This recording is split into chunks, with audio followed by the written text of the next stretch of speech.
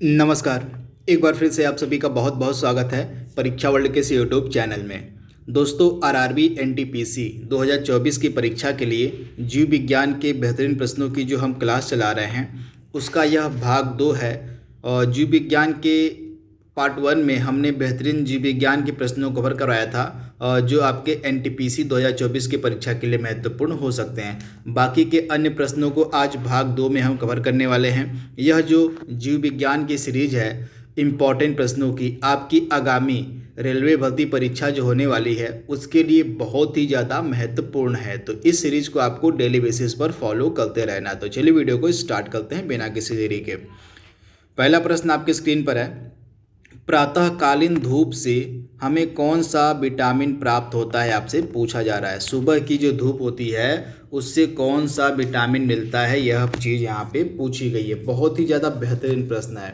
तो right answer क्या होने वाला है, विटामिन डी। तो इसके बारे में आप याद रखिएगा, प्रातःकालीन धूप से जो है हमें विटामिन डी प्राप्त होता है। तो ऑप्शन आपका यहाँ पे जो ए है बिल्कुल सही हो जाएगा। एक चीज़ आप याद रखिएगा, यह जो विटामिन डी है इसका रासायनिक नाम कई बार एग्जाम में पूछ लिया जाता है। तो विटामिन डी का रासायनिक नाम क्या होता है, कैल्सीफेरोल। इसे आप याद कर लीजिएगा। विटामिन डी का जो रासायनिक नाम है वह क्या होता है, कैल्सीफेरोल। तो इसके बारे में आपको याद रखना है। कई बार विटामिनों के जो है रासायनिक नाम भी पूछे जाते हैं, तो इसके बारे में आप याद रखिएगा। तथा अगर विटामिन डी की कमी हो जाती है किसी व्यक्ति के शरीर में तो इससे दो बीमारियां होती हैं। तो एक वयस्कों में, अगर वयस्कों में विटामिन डी की कमी हो जाती है तो उसको कौन सा रोग होता है, ऑस्टियोमैलेसिया। आप याद देखिएगा, अगर वयस्कों में विटामिन डी की कमी देखने को मिलती है तो उस वयस्क में ऑस्टियोमैलेसिया नामक बीमारी देखने को मिलती है। वहीं बच्चों में कौन सी बीमारी होती है विटामिन डी की कमी के कारण, तो बच्चों में जो है रिकेट्स नामक बीमारी जो है होती है विटामिन डी की कमी के कारण। तो ये सारे फैक्ट आपको याद रखने हैं, डायरेक्टली यहाँ से प्रश्न एग्जाम में पूछा जाएगा आपसे, तो इसके बारे में आप याद रखिएगा। इसके बाद ऑप्शन बी की अगर हम बात करें, यहाँ पे जो विटामिन सी दिया गया है, विटामिन सी का रासायनिक नाम क्या होता है, तो विटामिन सी का रासायनिक नाम होता है एस्कॉर्बिक एसिड। तो इसके बारे में भी आप याद रखिएगा। विटामिन ए का रासायनिक नाम होता है रेटिनॉल होता है, और विटामिन के का रासायनिक नाम होता है फिलोक्विनोन। तो ये सारे रासायनिक नाम आपको याद रखने हैं जितने भी विटामिन हैं। एक चीज़ मैं आपको और बता दूं जो बहुत ही ज़्यादा महत्वपूर्ण है आपके आगामी एनटीपीसी की परीक्षा के लिए, कि जो विटामिन होते हैं, विटामिनों के दो प्रकार होते हैं। विटामिनों के कितने प्रकार होते हैं, तो दो प्रकार होते हैं। एक आपका विटामिन होता है वसा में घुलनशील, और एक आपका विटामिन होता है जल में घुलनशील। तो वसा में जो घुलनशील विटामिन होती है कौन कौन से होते हैं, तो आप याद रखिएगा, जो वसा में घुलनशील विटामिन होती है 4 होते हैं, ए डी ई के। कौन कौन से विटामिन, तो विटामिन ए हो गया, विटामिन डी हो गया, विटामिन ई हो गया और विटामिन के हो गया। ये 4 विटामिन आपके वसा में घुलनशील होते हैं। वहीं आपके जल में घुलनशील आपके 2 विटामिन होते हैं, विटामिन बी व विटामिन सी। ये दोनों आपके जल में घुलनशील होते हैं। तो ये सारी चीज़ें आपको याद रखनी है। अगला प्रश्न आपके स्क्रीन पर है, मानव शरीर की सबसे बड़ी ग्रंथि कौन सी होती है। बहुत ही ज़्यादा महत्वपूर्ण प्रश्न है, एग्जाम ओरिएंटेड प्रश्न है। तो मानव शरीर की जो सबसे बड़ी ग्रंथि है वह कौन सी होती है, तो आप याद रखिएगा लीवर यानी कि यकृत, यानी कि ऑप्शन आपका सी यहाँ पे बिल्कुल सही हो जाएगा। यकृत जो है मानव शरीर की सबसे बड़ी ग्रंथि होती है। तो ये सारी चीज़ें आपको याद रखनी है। तथा जो यकृत होता है इसी के द्वारा जो है पित्त का श्रावण भी किया, यानी कि पित्त रस का जो श्रावण है वह यकृत के द्वारा ही किया जाता है। एक चीज़ और आप याद रखिएगा, जो यकृत होता है यह ग्लूकोज को ग्लाइकोजन के रूप में संचित रखता है। जो ग्लूकोज होता है, ग्लूकोज को जो है ग्लाइकोजन के रूप में, ग्लाइकोजन के रूप में जो है जो यकृत होता है हमारा, जो लीवर होता है वो संचित रखता है। तो ये फैक्ट भी आप याद रखिए, अगर आपसे एग्जाम में पूछ लिया जाए कि जो यकृत होता है किस रूप में ग्लूकोज को संचित रखता है, तो ग्लाइकोजन के रूप में संचित रखता है। तथा जो यकृत है यह मानव शरीर की सबसे बड़ी ग्रंथि भी होती है। तो ये फैक्ट आप याद रखिएगा। तथा पित्त रस का जो श्रावण होता है वह यकृत के द्वारा ही, लीवर के द्वारा ही किया जाता है। अगला प्रश्न आपकी स्क्रीन पर है, मछली के यकृत के तेल में किसकी प्रचुरता होती है। तो आप याद रखिएगा, जो मछली का तेल होता है यह विटामिन डी का काफ़ी अच्छा स्रोत माना जाता है। तो ये फैक्ट आप याद देखिएगा किसका, तो विटामिन डी का। तो ऑप्शन आपका सी यहाँ पे बिल्कुल सही हो जाएगा। इसके बारे में आप याद रखिएगा। पित्त रस का जो स्राव होता है किस अंग के द्वारा होता है, तो मैंने आपको अभी अभी बताया है कि जो पित्त रस का स्राव होता है यह कौन करता है, लीवर, यानी कि हमारा जो यकृत होता है यह पित्त रस का स्राव करता है। तो ऑप्शन आपका ए यहाँ पे 100% सही हो जाएगा। तथा एक चीज़ और आप याद देखिएगा, जो यकृत होता है इसके द्वारा विटामिन ए का संश्लेषण भी किया जाता है। तो ये फैक्ट भी आप याद देखिएगा, विटामिन ए का जो संश्लेषण है यह कौन करता है, तो लीवर यानी कि यकृत ही करता है। पांचवा प्रश्न आपके सामने है, बच्चों में जो BCG का टीका है यह किस रोग के प्रतिरक्षण हेतु लगाया जाता है। तो आप याद देखिएगा, बच्चों में जो BCG का टीका होता है यह TB रोग के प्रतिरक्षण के लिए लगाया जाता है, यानी कि ऑप्शन आपका डी यहाँ पे बिल्कुल सही हो जाएगा। TB रोग को रोकने के लिए बच्चों में इस BCG के टीके को लगाया जाता है। तो ये फैक्ट आप याद देखिएगा। कई बार एग्जाम में इस BCG के टीके का फुल फॉर्म पूछा गया है, तो मैंने यहाँ पे लिखा हुआ है, फुल फॉर्म आप याद कर लीजिएगा। बैसिलस कालमैटी-ग्यूरिन जो है यह इसका फुल फॉर्म है। तो ये फुल फॉर्म भी आपको पता होना चाहिए। अगला प्रश्न आपके स्क्रीन पर है, निम्नलिखित में से किसमें अधिकतम कैलोरी होती है।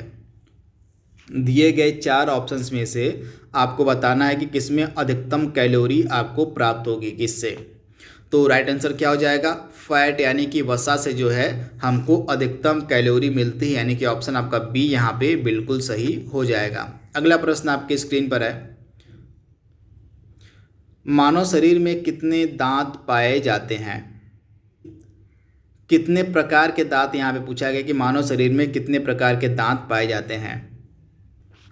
तो आप याद रखिएगा, हमारे शरीर में यानी कि मानव शरीर में जो दांत के प्रकार होते हैं ये 4 होते हैं। तो राइट आंसर क्या हो जाएगा, 4 प्रकार के जो है दांत पाए जाते हैं। तो इनके बारे में आप याद रखिएगा कौन कौन से 4 प्रकार होते हैं। एक आपका कृंतक होता है, कृंतक को इंग्लिश में हम क्या बोलते हैं, इंसीसर। कृंतक यानी कि इंसीसर आपका हो गया। इसके बाद एक रत्नक होता है, रत्नक के बारे में भी आपको याद रखना, रत्नक को हम कैनाइन बोलते हैं, इंग्लिश में इसको कैनाइन बोलते हैं। और आपका तीसरा होता है अग्रचवर्णक, अग्रचवर्णक ये आपका तीसरा दांत होता है। अग्रचवर्णक को इंग्लिश में हम क्या बोलते हैं, प्रीमोलर इसको बोलते हैं। और एक आपका चौथा होता है चवर्णक, चौथा आपका क्या होता है, चवर्णक होता है, इसको हम मोलर बोलते हैं। तो ये आपके 4 प्रकार के दांत होते हैं। एक आपका कृंतक हो गया, कृंतक को हम इंसीसर बोलते हैं। रत्नक हो गया, रत्नक को हम कैनाइन बोलते हैं। अग्र चवर्णक को हम प्री मोलर बोलते हैं और चवर्णक को हम मोलर बोलते हैं। तो ये 4 प्रकार के दांत होते हैं, इनके बारे में आपको याद रखना है। तथा यह जो कृंतक दांत होता है यह सबसे आगे का दांत होता है। तो ये फैक्ट भी आप याद रखिएगा, सबसे आगे का जो दांत होता है इसको हम बोलते हैं कृंतक। और कृंतक का कार्य क्या होता है कि भोजन को काटना। तो ये फैक्ट आपको याद रखना है। अगला प्रश्न आपके स्क्रीन पर है, अब भोजन का जो पाचन होता है यह कहाँ से प्रारंभ होता है। इम्पॉर्टेंट प्रश्न है, भोजन का जो पाचन होता है यह प्रारंभ कहाँ से होता है। तो आप याद रखिएगा, जो भोजन का पाचन होता है यह मुख से प्रारंभ होता है, यानी कि ऑप्शन आपका ए यहाँ पे बिल्कुल सही हो जाएगा। अगला प्रश्न आपके स्क्रीन पर है, मानव शरीर की सबसे छोटी ग्रंथि कौन सी होती है। अभी पीछे हमने सबसे बड़ी ग्रंथि के बारे में बात की थी, लीवर। मानव शरीर की सबसे बड़ी ग्रंथि लीवर होती है, वहीं सबसे छोटी ग्रंथि आपकी हो जाएगी पीनियल ग्रंथि, यानी कि ऑप्शन आपका बी यहाँ पे बिल्कुल सही हो जाएगा। डेंगू बुखार किसके कारण फैलता है, आपसे पूछा जा रहा है।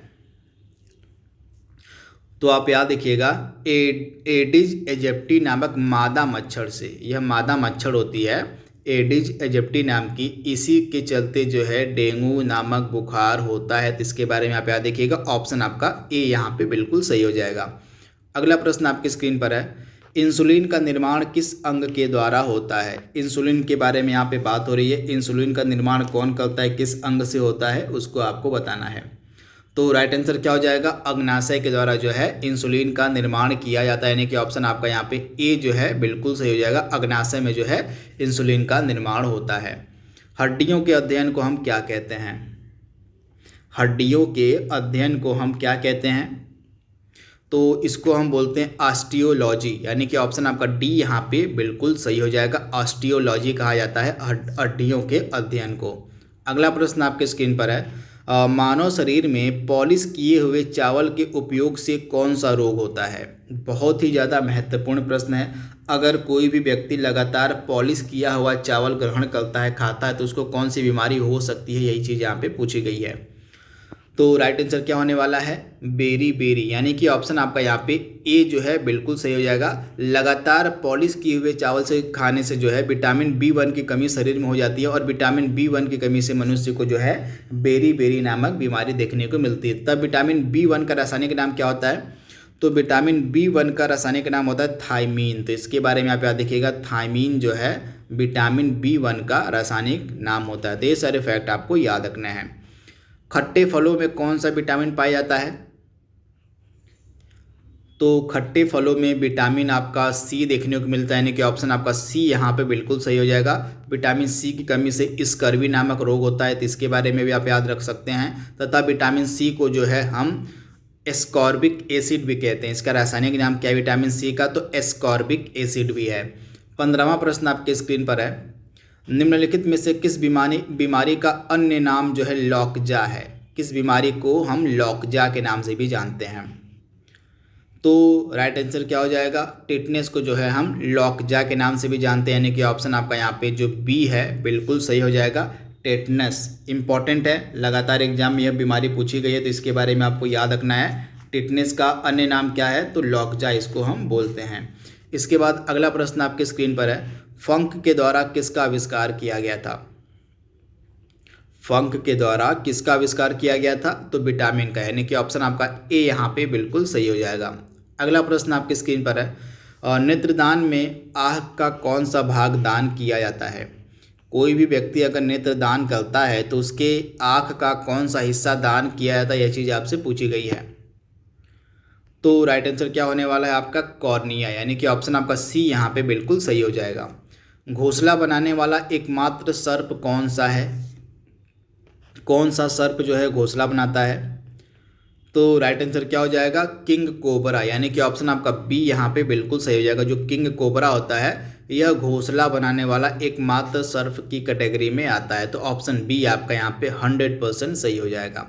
19वां प्रश्न आपके सामने है, सेब जो है हृदय रोगियों के लिए काफ़ी महत्वपूर्ण होता है, तो आपको बताना है कि जो सेब होता है इसमें क्या पाया जाता है, यह किसका सबसे अच्छा स्रोत होता है सेब? तो आप याद रखिएगा, जो सेब होता है यह पोटेशियम का सबसे अच्छा स्रोत होता है और यह जो है हृदय यानी कि हार्ट के हृदय के जो पेशेंट होते हैं, जो रोगी होते हैं, उनके लिए बहुत ही ज़्यादा महत्वपूर्ण होता है। तो ऑप्शन आपका डी यहाँ पे बिल्कुल सही हो जाएगा, पोटेशियम का। पेलाग्रा रोग जो है किस विटामिन की कमी से होता है? आपको बताना है कि जो पेलाग्रा नामक रोग होता है किस विटामिन की कमी से होता है? तो राइट आंसर क्या हो जाएगा? Vitamin B3। विटामिन B3 की कमी से जो है पेलाग्रा नामक रोग होता है। विटामिन B3 को हम नियासिन कहते हैं।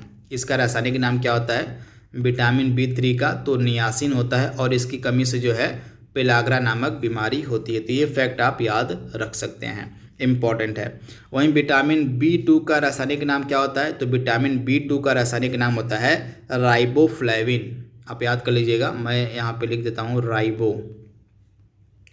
राइबोफ्लेविन जो है रासायनिक नाम होता है विटामिन B2 का। और विटामिन B2 की कमी से कौन सा रोग होता है? तो किलोसिस नामक बीमारी होती है विटामिन B2 की कमी के कारण। अगला प्रश्न आपके सामने है, निम्नलिखित में से कौन सा एंजाइम जो है लार में पाया जाता है? तो लार में कौन सा एंजाइम पाया जाता है? टाइलिन। ऑप्शन आपका सी यहाँ पे 100% सही हो जाएगा, टाइलिन। एक स्वस्थ मनुष्य का जो रक्तचाप होता है, जो ब्लड प्रेशर होता है, यह कितना होता है? तो अगर एक स्वस्थ मनुष्य है तो उसका रक्तचाप देखने को मिलेगा 120/80, यानी कि 120/80 होता है यह रक्तचाप एक स्वस्थ मनुष्य का, यानी कि ऑप्शन आपका बी यहाँ पे 100% सही हो जाएगा। अगला प्रश्न आपके सामने है, कौन सी अधातु, नॉन मेटल की यहाँ पे बात हो रही है, अधातु की बात हो रही है, सामान्य वातावरण द्रव अवस्था में पाई जाती है? तो आप याद रखिएगा, इस अधातु का नाम है ब्रोमीन। यह जो है सामान्य वातावरण ताप पर जो है द्रव अवस्था में पाई जाती है, यानी कि आप याद रखिएगा ब्रोमीन आपका राइट आंसर हो जाएगा। वहीं अगर यहाँ पे केवल धातु पूछा तो धातु में आपका पारा द्रव अवस्था में पाया जाता है, सामान्य ताप पर पारा जो है द्रव अवस्था में मिलता। वहीं अधातु की बात करें तो अधातु में ब्रोमीन जो है सामान्य ताप पर द्रव अवस्था में पाई जाने वाली अधातु होती है। तो दोनों आपको याद रखना है, अधातु में ब्रोमीन हो जाएगा, धातु में आपका पारा हो जाएगा। अगला प्रश्न आपके सामने है, लोहे एवं इस्पात को जंग लगने से बचाने के लिए उस पर जो है निम्नलिखित में से किसकी परत चढ़ाई जाती है? तो किसकी परत चढ़ाई जाती है? तो जस्ता की। लोहे और इस्पात को जंग से बचाने के लिए उस पर जो है जस्ता की परत चढ़ाई जाती है। तो ऑप्शन आपका ए यहाँ पे 100% सही हो जाएगा। अगला प्रश्न आपकी स्क्रीन पर है, निम्नलिखित में से कौन सा एक युग्म सुमेलित नहीं है? इम्पॉर्टेंट है, आइए देख लेते हैं। तो एस्कॉर्बिक एसिड आपका नींबू में यानी कि खट्टे फलों में पाया जाता है, तो पहला आपका बिल्कुल सही है। जो एस्कॉर्बिक एसिड होता है विटामिन सी को ही बोलते हैं, तो विटामिन सी आपका खट्टे फलों में मिलता है, तो खट्टा फल आपका नींबू हो जाएगा खट्टा, तो ये पहला सही है। माल्टोस माल्ट में मिलता है। एसिटिक अम्ल आपका दही में मिलता है, जो कि गलत है। एसिटिक अम्ल दही में नहीं बल्कि सिरका में मिलता है। कहाँ पर? तो सिरका में जो है आपका एसिटिक अम्ल मिलता है, तो आपका तीसरा सुमेलित नहीं था। और उसके बाद फॉर्मिक अम्ल जो है लाल चींटी में मिलता है, तो आपका चौथा भी सही है। यहाँ पे फॉर्मिक अम्ल की बात हो रही है, तो फॉर्मिक अम्ल आपका लाल चींटी में मिलता है। तो ये सारे फैक्ट आपको याद रखने हैं। तो एसिटिक अम्ल यहाँ पे सुमेलित नहीं था, इसका राइट आंसर क्या हो जाएगा? एसिटिक अम्ल आपका सिरका में पाया जाता है, तो ये फैक्ट आप याद रखिएगा। वहीं यहाँ पे फॉर्मिक अम्ल आपका लाल चींटी में।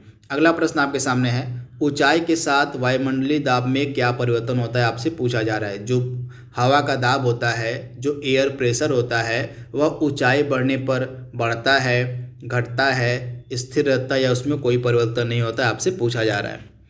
तो एक चीज़ आप याद कर लीजिएगा हमेशा के लिए कि अगर हम ऊंचाई की तरफ बढ़ते जाएंगे, जो प्रेशर होता है, जो वायुमंडलीय दाब होता है, वो घटता है। आप याद देखिएगा, ऊंचाई जैसे जैसे बढ़ेगी वैसे वैसे जो वायु का दाब होता है वह घटता जाता है। तो ये फैक्ट आपको याद रखना है, वायु का दाब जो है घटता है। तो ऑप्शन आपका बी यहाँ पे बिल्कुल सही हो जाएगा।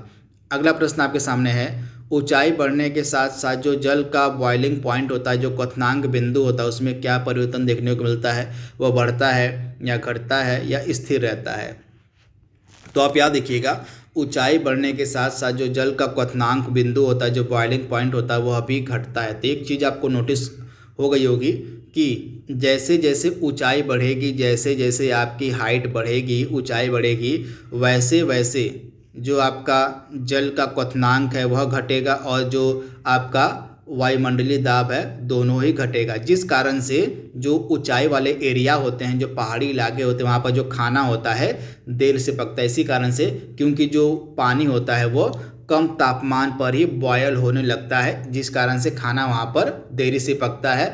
वहीं आपने प्रेशर कुकर का एग्जाम्पल लिया होगा। प्रेशर कुकर में होता क्या है कि प्रेशर कुकर में वायुमंडलीय दाब बढ़ जाता है।